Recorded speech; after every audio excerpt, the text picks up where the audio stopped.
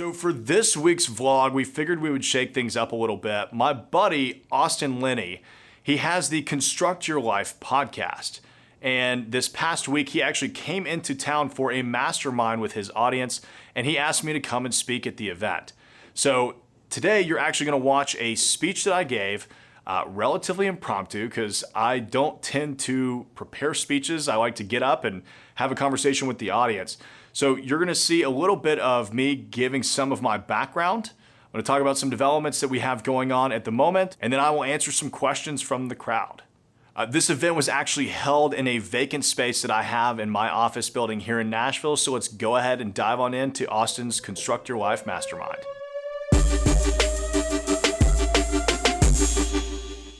We much appreciate him for taking the shower and going home and cleaning up. But Mr. Tyler Coble is going to speak.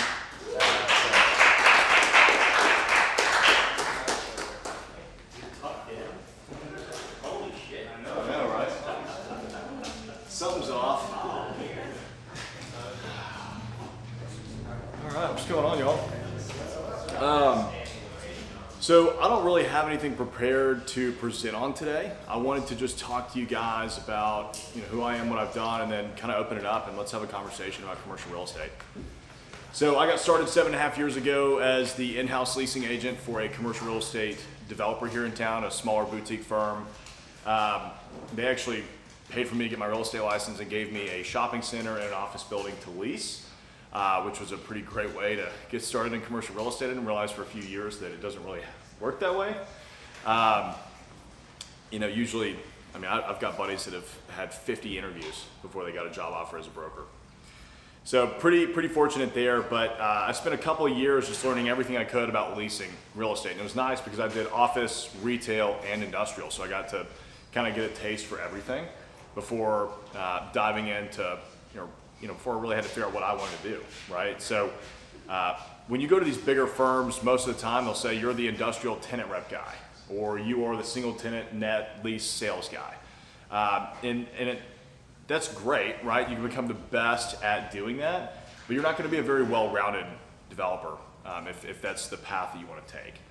So when I was at that firm, we were doing office, retail, industrial. We were building single-family custom homes. We had about 800 townhomes either under construction, in permitting, or in planning by the time that I left. And I was working on master planning a $110 million mixed-use community up in Hendersonville. My third or fourth year into that, I put together my first development deal because I got to sit in on all the development projects every week. So I learned how to do that. And that was 42 for-sale townhomes. We did that in Bellevue, which is just southwest of here. And about 4.5 years into it, I wrote a book called Open for Business on how to lease commercial real estate. And then I think it was literally like a week later I left and started my own firm. So we started off with the Cobble Group, which is a commercial real estate brokerage that just focuses on leasing and sales for office, retail, and industrial property. We don't really do multifamily. As Mike and the other guys can tell you that specialize in multifamily, it's a very different form of commercial. I wouldn't even really consider it commercial. You got to specialize in that. So about 6 months later, I started a property management company called Parasol. And at the time, a buddy and I, he wanted to manage Airbnbs. I wanted to manage commercial because I had a bunch of clients that were selling portfolios of residential and 1031 exchanging into shopping centers. And they didn't have pre-existing relationships. And having come from a boutique development firm, we had everything in-house, right? We had construction in-house, we had property management in-house, we had brokerage in-house, obviously development. So I got to kind of experience everything, which was really nice. So of course I said, well, we'll just start the property management company and I'll start managing these shopping centers. It gives me more steady income every month, and then I can also handle the leasing. And then 6 months after that, Bruce is now a partner in that property management company here, by the way. He's got his own property management company down in Texas, but we're partnered here. About 6 months after that, I started putting together my first deal. So I bought my first office building February of 2019. Took me years. It was like 5 years of being in the business before I decided to finally buy, before I had the balls, honestly, to buy my first project, because it's not easy. And it can be very intimidating. But it's funny. I mean, I always tell everybody, just do the first one. I don't care if it's a marginal deal and if it's small, like just go do your first one. Because later that year I bought 3 more buildings. So it went from 0 to 4 really fast, which was great. And yeah, so now we're working on, we've got a lot of projects going on. We're focused mostly in East Nashville, which is where we are, in Madison, which is just slightly north of here, and Chattanooga, which is about 2 hours east. So we've got everything from the Wash, which I told you guys earlier, that's a little $1.5 million project, all the way up to, we bought a shopping center for $18 million up in Madison.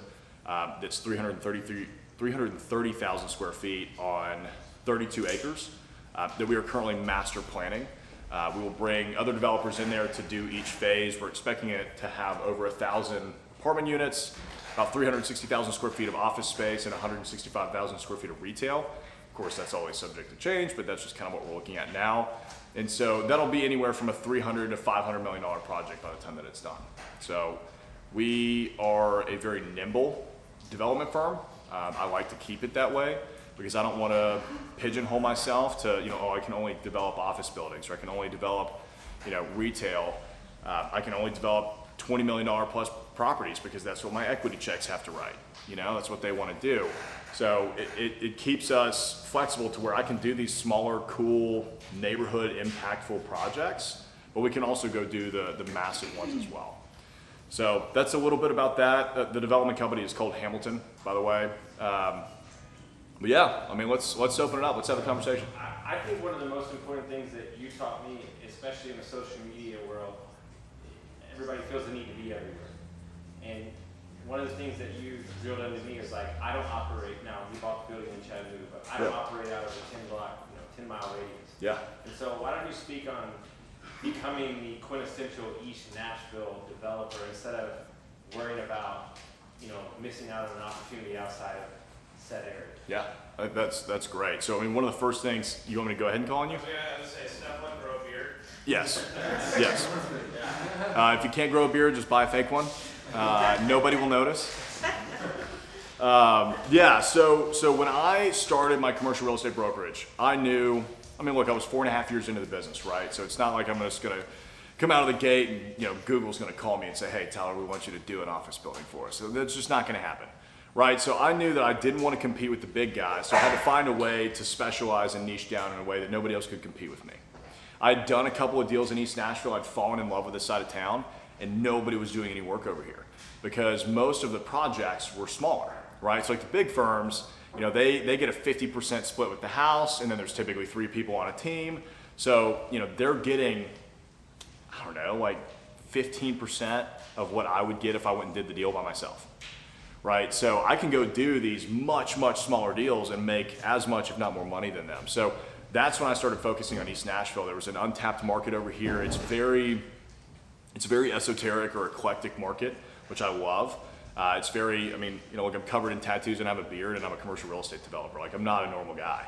So, being able to work in a market that is the exact same way, like most of the business owners over here are covered in tattoos too. It's just that kind of environment.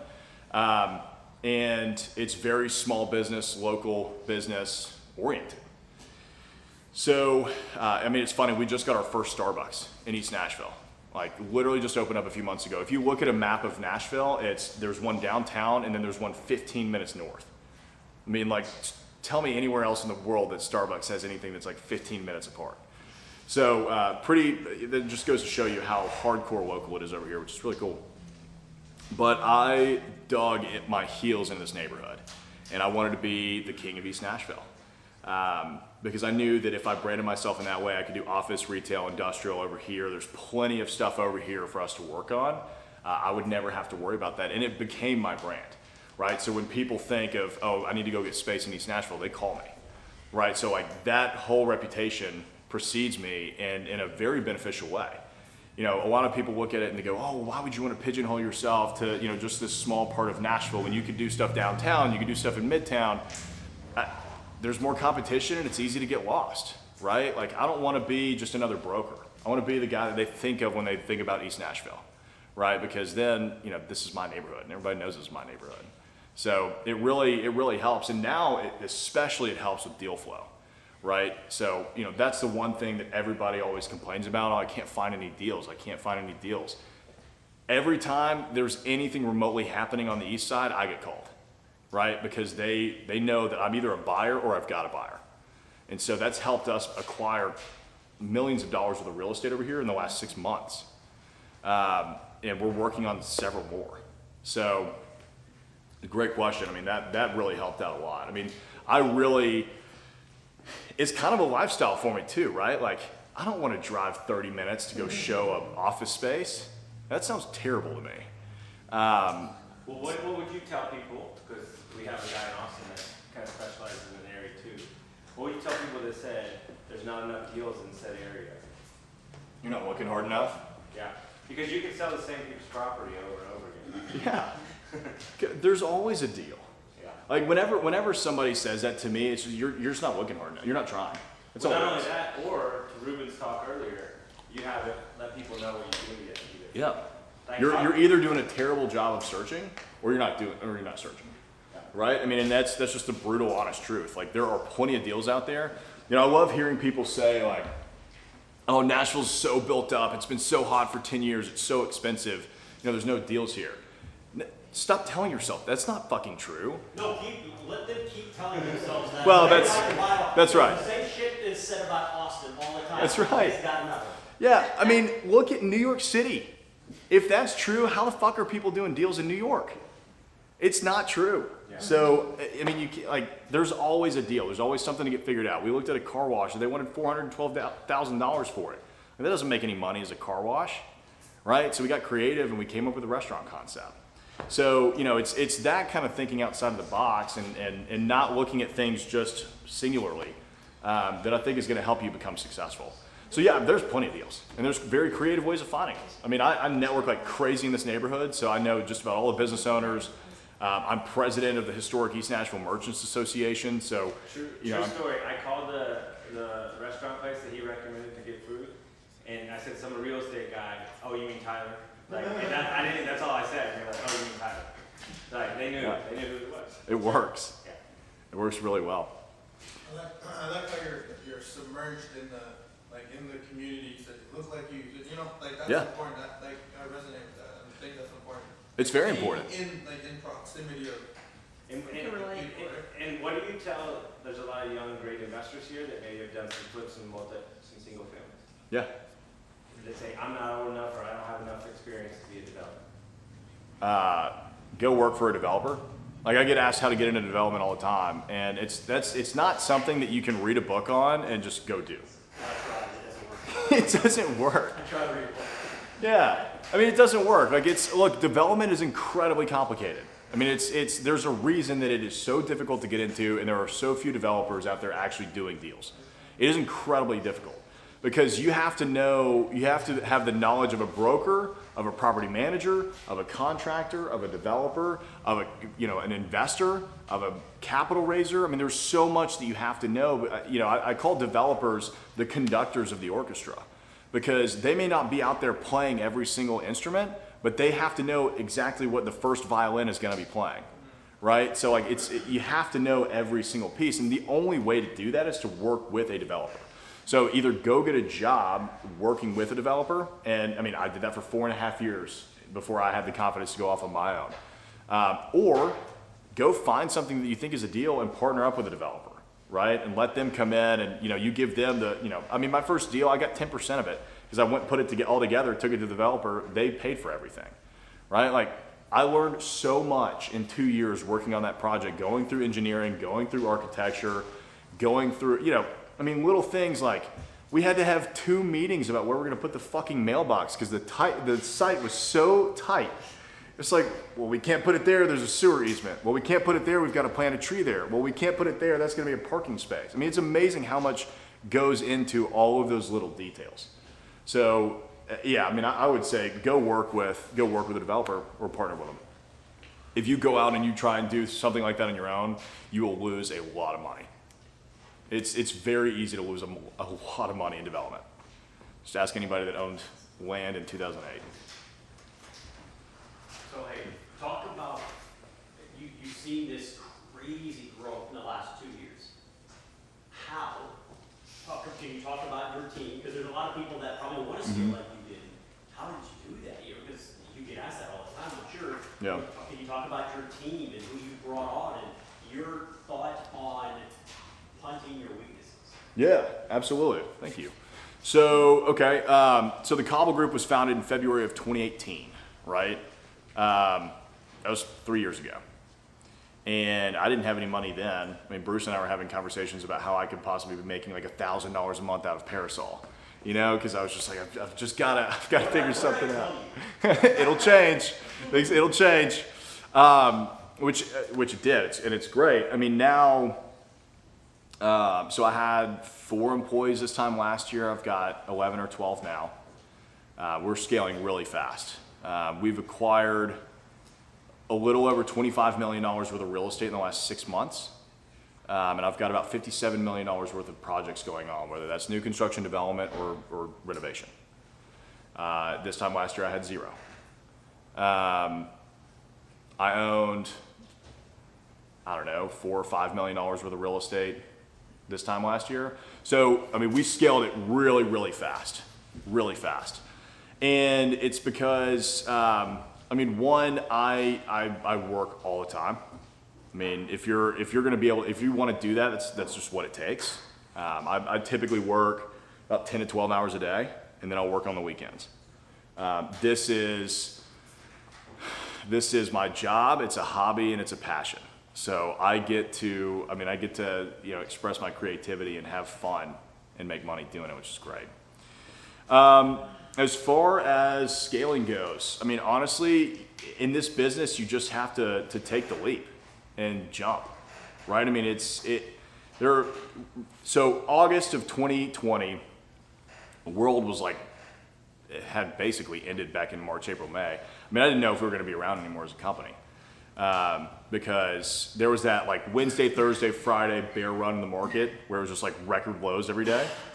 And on Friday, I swear, every single property that we had under contract, the buyers called us and said, terminate them. And there was nothing I could do to salvage it. I was like, well, let's extend it. Let's just hold on. Let's see what's going on. They said, no, we're not even going to worry about this right now. We've got to figure out what's going to happen in the world. So that was fun. August, I come across this opportunity. I've been working on a deal called US Towers for probably a year at this point, trying to convince the owner to sell it to me. And he's 90-something years old. It's a, I don't know, 800,000 square foot piece of property on 32 acres up in Madison. And we had agreed on a deal multiple times. We'd sat down at the table to sign the contract 7 times. And every time we'd sat down, he would change his mind and he'd want to change some things. And then it would get to the point where he changed so much in the contract, he said, oh, I've got to send this to my attorney for her approval. Like, of fucking course you do. So I eventually just dropped that, and I was so frustrated I started looking for other properties, and I knew that there was a property listed around the corner that was 32 acres with a shopping center on it. So same size. I called them. They had it on the market at over 32 million, and they weren't getting any traction on it. And I joked, you know, I played football with the guy back in high school, and I told him, I was like, you know, you're never going to get that fucking number, right? And he was like, yeah, I know. I don't know why we did that. And so I said, what would you guys realistically take? And I mean, keep in mind, this is a 330,000 square foot shopping center, and we owned 50,000 feet at the time. I mean, you know, didn't have a lot. And this one property was 3 times more than our portfolio in terms of value. So I offered them 17 million. They countered at 18 million, and I called. I didn't have the money to put it under contract, so I called a buddy who put up the 180 grand earnest money and got to work. So we ended up. I mean, that was the hardest deal I've ever done. I mean, hands down. Obviously, I mean, it's the biggest deal, but it ended up coming down to the wire several times of where like I'm going to lose a couple $100,000 that I don't have, or we're going to pull this deal off. And I don't know how, but we did. We pulled it off. I found an equity group out of Austin that brought $11 million to the closing table. We got a $7 million loan, and we acquired it. So, you know, if you had looked at my track record before that, like, yeah, we'd had some successful acquisitions, some successful repositions, but my biggest project was like $2 million. So honestly, the ability to scale, one, comes from you just saying, I'm gonna find a way to do this, right? Like it was all a mindset for me. I mean, you know, Bruce and I had plenty of calls where he was like, what the fuck are you doing? Well, are you comfortable being really vulnerable right now? Yeah, go ahead. You sure? Yeah, Okay. I don't care. So this will help people, it really will. So he calls me one day, and it's on this deal. And he's like, dude, I don't know what to do. I'm just gonna pull the plug. What would you do? I said, well, what do you see in this project? I said, is this the legacy project that you will hang your hat on for the rest of your life?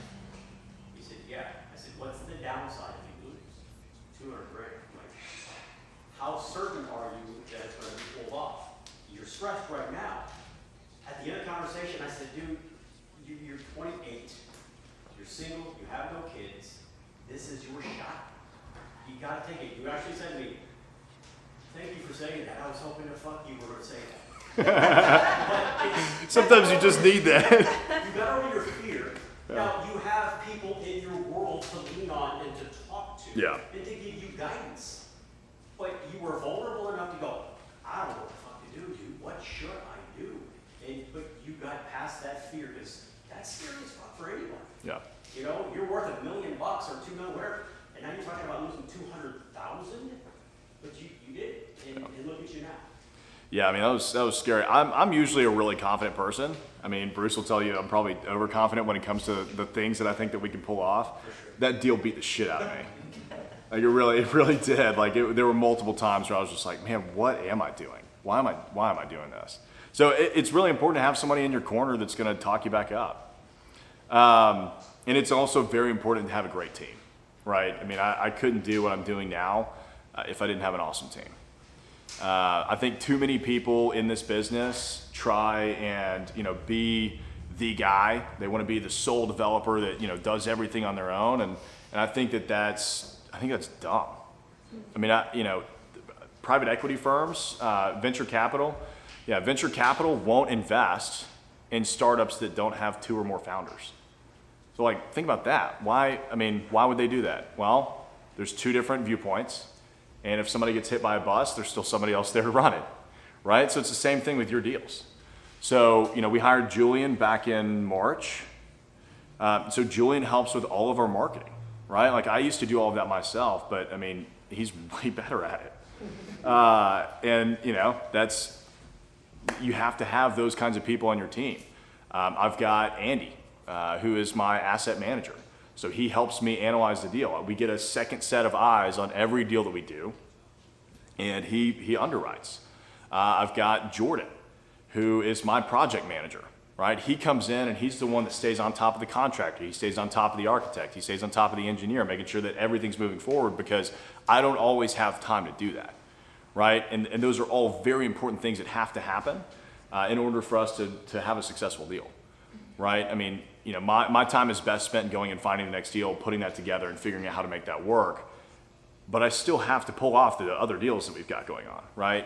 The problem is if I don't go do that, then we're gonna be stagnant, because development takes a long time. I don't wanna work on one project for 2 years.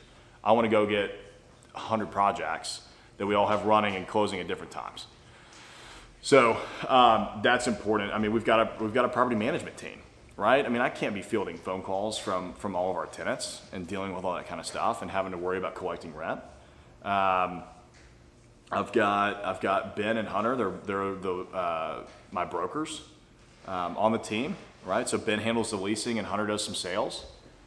So you know, it's offloading. When I started really hiring, I mean, we hired, I don't know, 7 or 8 people in the last year, and once you start doing that, you can start offloading all the shit that just clogs up your day that isn't really worth your time, right? I mean, it's worth your time and it's very important and it has to happen, but is it the best use of your time? So, I mean, that's where it is. I mean, honestly, like I'm headed this way and I know that I'm going to get there. Bruce was telling me that earlier. Like, you know, I get my eyes set on where I'm going and I'm going there. So I'm lucky, I guess, because I'm single and I don't have kids and I can do that. Yeah, let's get a round of applause for that one. We got Bruce, so. Yeah. And I have kids.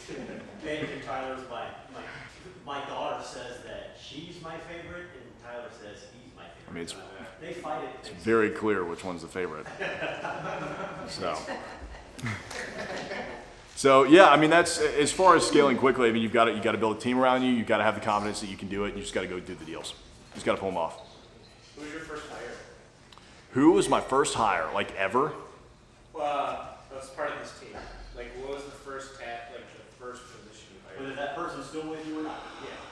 Yeah. So, I mean, the first hire that I made when I left and started the Cobble Group was another junior broker. Because I was just doing brokerage at the time and I had a lot of like smaller tenants that I needed to pass off. So junior broker, I think, coming from that perspective of being a broker, like that really helped. And then I hired an executive assistant, and then I hired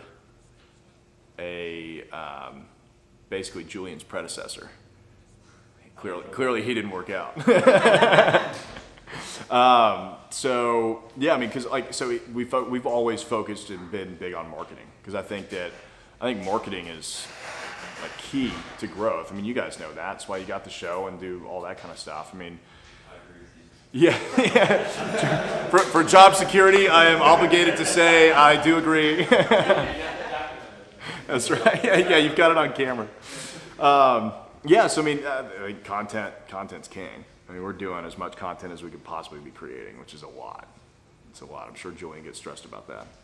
Speaking of content, so when I took my property management class permit for state of Nevada, and you were actually in there. Yeah, you were As in part the of class. content, Oh, was I really? We were discussing triple net commercial. Yeah. That's awesome. And It was- He sent me an email. He goes, "Tyler's teaching the fucking class." I was I'm gonna send him a cease and desist letter. It's all your content. At the same time as well. Oh, were you really? That's all. See, it works. That's awesome. So I had a question. So the whole first half of this meeting was don't get a deal unless you have partners around you funding, and then Tyler becomes a hero by pulling off an $18 million deal. But it Yeah. sounded like you didn't have Yeah, the no. necessary things. He Like- said, "What did you tell me when we had lunch a month ago?" You said the tiger got the tail. Oh yeah, and there was another another Bruce McNeilage. He was like, "Man, you've got the tiger by the tail." Yeah. Yeah, I mean, look, I had no business getting that deal under contract, right? Like, if those guys had really done, I mean, of course I had a relationship with one of the guys, but like he and I hadn't talked since high school, so it's been 10 years.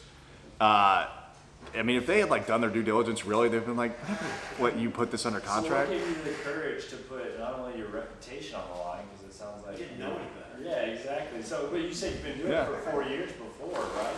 Yeah. Okay. So there's a few things, and I think most of it is like my personality and just my mindset. So I mean, one, like Bruce said, I didn't know any better. Like, I've never put an $18 million piece of property under contract, and I've never had the uphill battles that came from that, which there were a lot.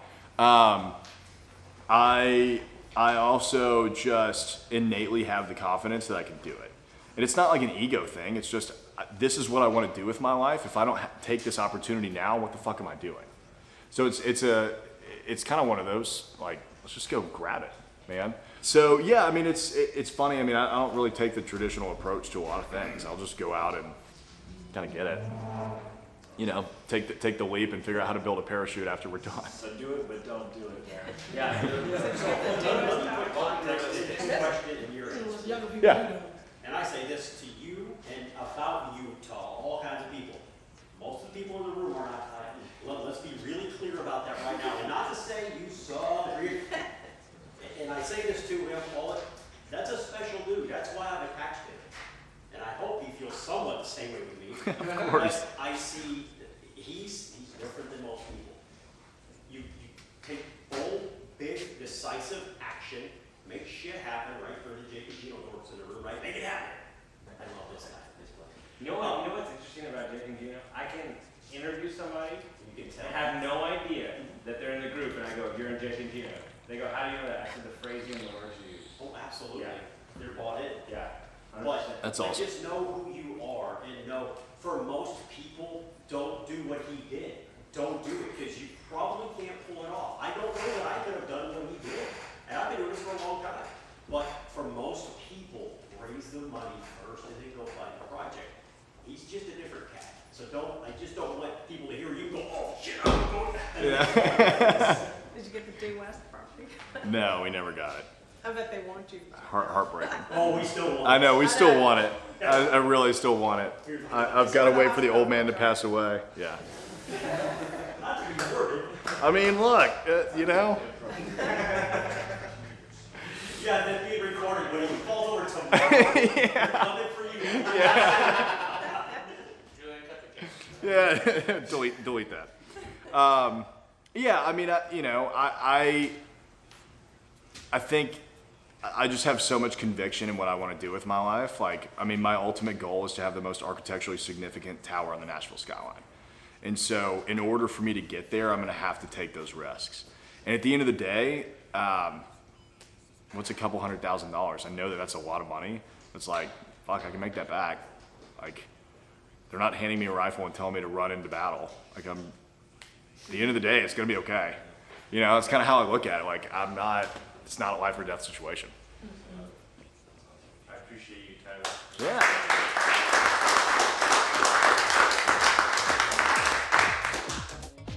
So there you have it for that talk. I hope that you learned a little bit more about me personally. That's kind of our goal here with these vlogs every week, is to give you a little bit of a behind the scenes look at what it's like being in commercial real estate, whether we're working in brokerage, property management, development. My team and I have everything going on here. Let me know if you have any specific questions about how I got started or the development projects that we have going on. I'd be happy to answer those in the comments below. I'll see you guys later.